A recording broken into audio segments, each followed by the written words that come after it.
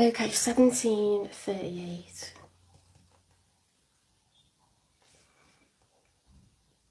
For Cancer.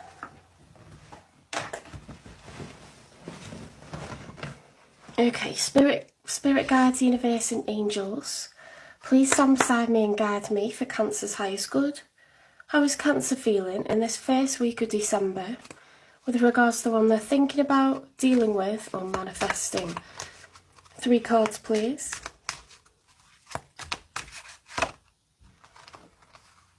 The 4 of Pentacles upright. So this is the miser. It's someone who's conserving wealth, okay? Holding on to the money that they have, attempting to keep money in the pot, okay? 4 is the number of stability. So financially, maybe tight purse strings, okay? But having enough. Oh, the Chariot on the move. Chariot is your major, funnily enough.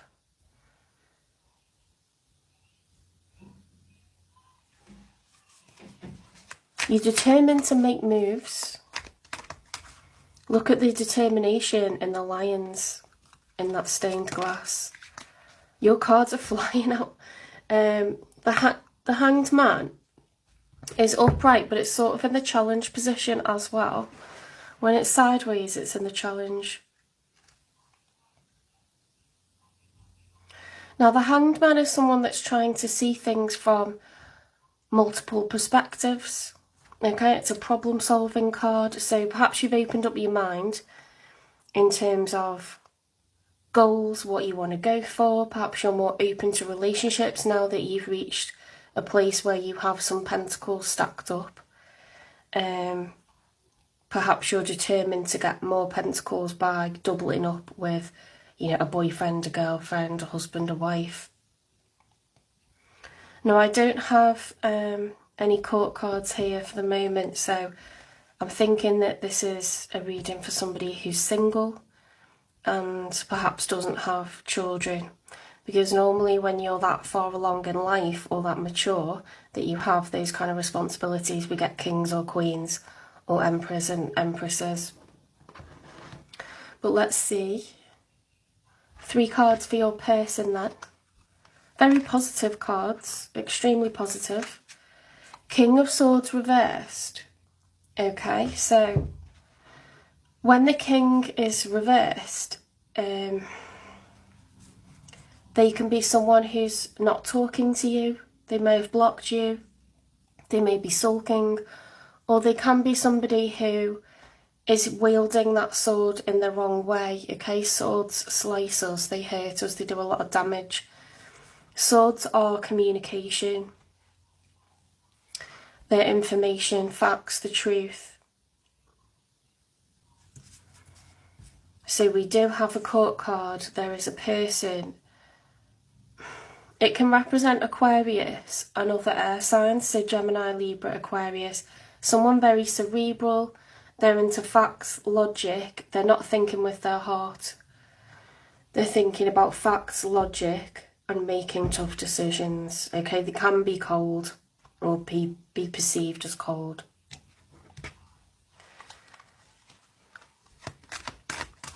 You're kind of thinking in a very practical, go-getter kind of way. Right, they've got the 9 of Swords reversed. So they are a person who's been very anguished in a lot of emotional and mental fear, anxiety, distress, pain. That is like when you cannot rest at night because you're hurt, okay? They feel stabbed in the back. Now, when that's reversed, they're recovering from those kind of emotions. So it's giving me, for want of a better word, pissed off vibes, to be honest. Someone's pissed off with you, or hurt by you, or both. To be honest, if someone hurts me, I get pissed off with them. The Hermit, so major for Virgo, they are doing some serious soul searching. Perhaps you've thought on things and perhaps you are wanting to travel towards this person in your chariot to talk to them, but they're blocked at the moment. They are the Fool in the story of the Major Arcana. The Fool realises that he must walk this part of the journey alone, okay? So this person believes that the answers lie within them. It's not about getting answers from anyone else or someone else fixing things. They believe that to heal, they need to look inward, okay? And they want to be self-sufficient for a while and not necessarily open up to, you know, a hermit is what it says. They hide away and they do like a dark night of the soul, and they look in very introspective person. If you look at all of these cards, they're so cerebral, so thinking, solving the problem factually, and alone, day and night, to be honest. They believe that they will find the answer, you know, that they can intellectualize problems. So they could be a Virgo, excuse me, they could be a Virgo, but they could be an air sign or have strong air placements, Gemini, Libra, Aquarius. Look, we've got the Seven of Swords, someone who's having to be strategic. Maybe you feel like in order to get this person to speak to you, you're going to have to like almost trick them into it. Or you're going to have to pick your moment. Perhaps it's them kind of dodging your, you know, advances. And I don't mean sexual advances, I think just trying to open up communication once again. Let's get 2 more cards.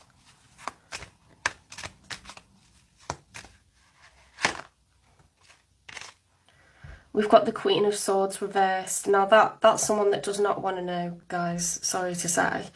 But this person is scorned. A Queen of Swords and a King. Oh, we've got a matching pair, haven't we? We've got matching court cards. We've got the King of Swords there. That's on their side, so that has to be you. Have you got air placements?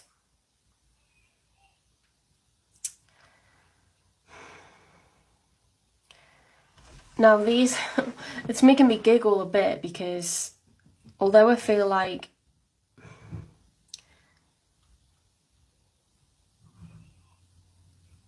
you guys have had a fallout. You might be friends or acquaintances that have had a fallout and you want to make things right. But you're both, you're both like reversed, so you're both pissed off and trying to think how to sort this out. The Seven of Swords is about strategy, not showing all your cards. It's like a very cloak and dagger, like I need to move, you know, I need to make moves very silently, strategically. I can't just be kind of like open about it. I'm going to have to like dodge past doorways and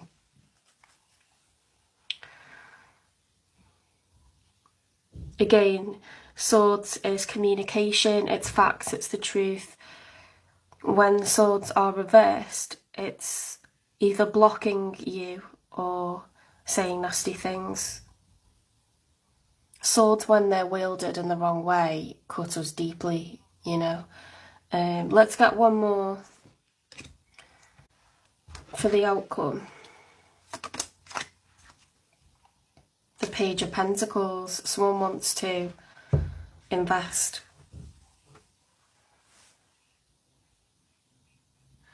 Well, that's a bit tricky when the other person doesn't want to hear it.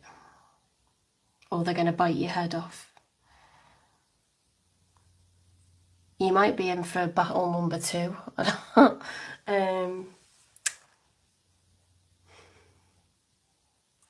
What's the nature of this connection? Because you've got matching court cards, you could be 2 people that are very alike, and therefore in some ways you're divine counterparts, but in other ways you could clash for exactly that reason.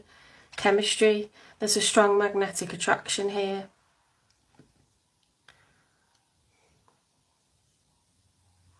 Now, chemistry for me isn't just sexual. It's like you just buzz off being around one another.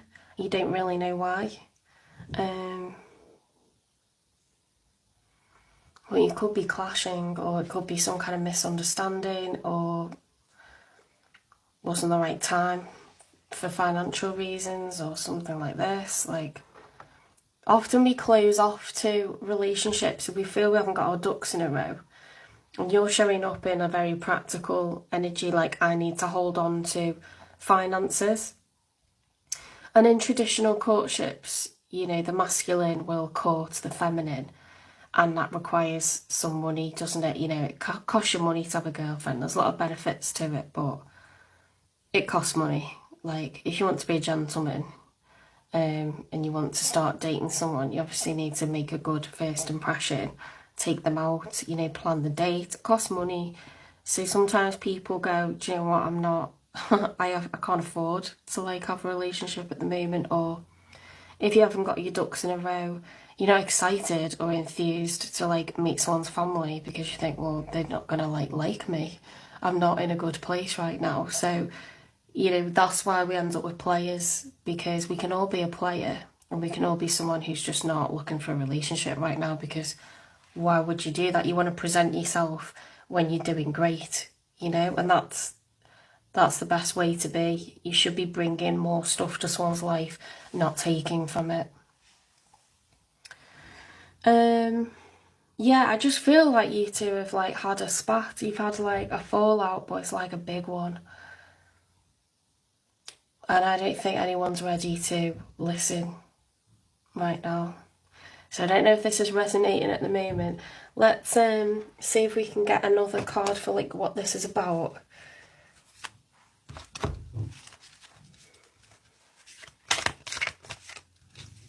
Why is the King of Swords reversed? Why is why is Cancer's person angry or blocked?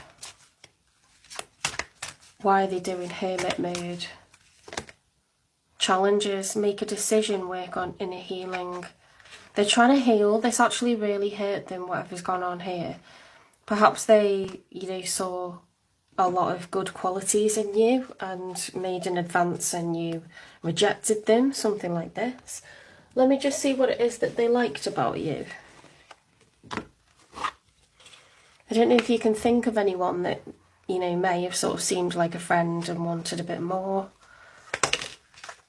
I feel like I've known you all my life, yet you are so mysterious. Maybe they feel like, you know, like they want to get to know you more and you're not allowing it. But there's something about you that they just dig it, okay? Like they feel comfortable around you, but they can feel that you're not allowing anything to progress, okay? I strongly feel like you might have rejected this person. And it might have not been like a very open, or they've rejected you, so you've rejected them back, or something like, you know, something like this. Crossed wires. People confuse like dating these days. Like they're like, oh, everyone should go Dutch. Well, how do you know? The universal language is very simple. Someone takes another person out for a date because they've decided they really like them. They think they're worth, you know, having a date with, to see if there's anything in it, with a view to, you know, having a relationship. And you can go on a date and decide, you know, it's not quite right or whatever, the chemistry is not really there, there's no spark, or you get the ick about stuff. But if you've decided that you'd like someone's time, you can't just be like, well, you turn up and I'll decide whether I like you or not. And by the way, you can pay for yourself. It doesn't work like that. You need to take someone out, you know, and it should be the masculine. Whether you're same-sex couples or whatever, one of you needs to take the other one out. And you should pay because you're wanting that person's time. They could be somewhere else with family and friends, you know, and you're the one that's lusting after them. So you need to, like, be a gent or be, you know, a lady and take them out and treat them and make a good first impression. You know, that's not a good first impression, is it? If you're like, well, you can pay for yourself. What is that? So the universal, you know, law that's unwritten is that you go out, someone takes you out, and then if you don't like them back, you simply say, oh, you know, I'll pay, or you let them pay, but you decline to go out again. Because sometimes guys like to, you know, just pay anyway just because they feel like a jerk if they don't. And that's fair, that's being a gentleman. And then, you know, if it goes well, you let them pay, and then you let them take you out again, you let them pay, and it's kind of signalling that, yes, I like you, and that's why I'm letting you pay. You know, it's a signal from the person you've taken out. If they're letting you pay and you're going on multiple dates, they're enjoying you. They're going to just focus on you. They're not going to go out with anyone else, and you ask them to be exclusive. It's a beautiful thing, and I don't know why people are going for toxic masculinity, and they're like, well, you can get yourself there and I'll like walk past and say if I like you or not. You absolute weirdo. That's not happening ever. And by the way, you should take them back to the house, and you should text them afterwards to say thank you for letting me take you out. Like, make them feel special. Like, what are you on about being just really cold and like weird? I don't get it. Stop taking your life out on other people. Anyway, that's my rant over, but it's like, I'm 39 and I've had the most beautiful experiences, and do you know what, you should always leave having given at least the impression that you are a gentleman or a lady, and not, you know, just mess someone about, because that will go around and everyone will talk about that. So think about as if it's a job interview, you know, because your reputation's at stake, isn't it? So we've looked at, there's some kind of chemistry here. You guys are almost like friends. I feel like there's been misunderstandings, Cancer, like with this person, and I do feel like you want to sort it out. They're very hurt and they don't really want to hear it right now. Okay, it might be something to do with money.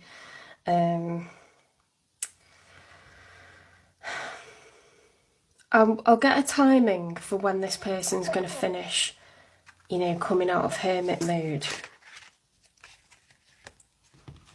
Because it may not be all over, right? So it's like, how long is a piece of string? Okay, so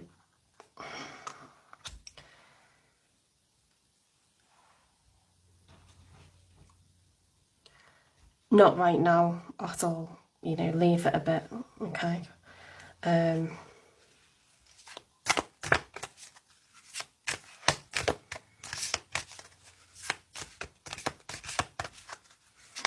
I'm not saying necessarily, yeah, we've reached an impasse. Reflect and redirect your energy. I think perhaps we'll cut our losses with this person. I don't think, perhaps things got a bit confused. Okay, but I think let sleeping dogs lie. I think that's the message with this one. You know what? Sometimes, like, you just don't feel the same as the other person, and they don't really need, like, an explanation. Like, they're just a grown-up and they know that. So they're just like, do you know what I mean? Getting their dignity back or whatever. And there's not, you don't have to be friends with people and say, oh, but we can be friends. That's so, like, lame.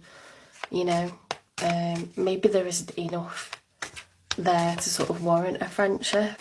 They're not open to anything right now, so I'd leave it. Let's see what other advice comes out.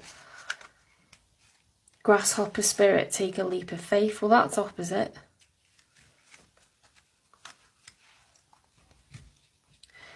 Perhaps, like, you know, it's spirit's asking you to reflect on what happened and why, okay? Perhaps there's a bit of a lesson to learn here. If this person does mean something to you that you want to reconnect with them, even though it's just for friendship, have a little think about what has upset them so much to cause them not speaking to you, okay? Take some time to think on it, and then maybe try again, you know. think about when this person would be least stressed, because if they're like going to work every day and they're stressing out and they're tired and they haven't washed and they haven't eaten, if you're like trying to like slide in to make things up with them, they're going to be in a bad mood. So if you pick like a festive time of year or during the holidays when they're like more relaxed, they've got more time to reply, to think things through, you've probably got a better chance, do you know what I mean? I won't try anytime soon. Maybe go for like Christmas holidays or something. I just feel like there's been a big fallout and it's like, what's the word? Things are fragile right now, okay?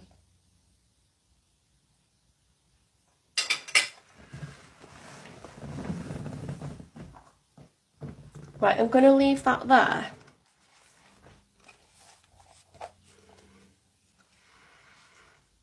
I'm going to leave that there, Cancer, okay? And we'll see what comes out next week. This is the awkwardness of life, isn't it? If it gets a bit complicated between friends, you know, and then you've got to kind of say, well, is it enough that we're gonna fight for a friendship, or are we just gonna let sleeping dogs lie? And kind of like, that was a bit awkward. Do you know what I mean?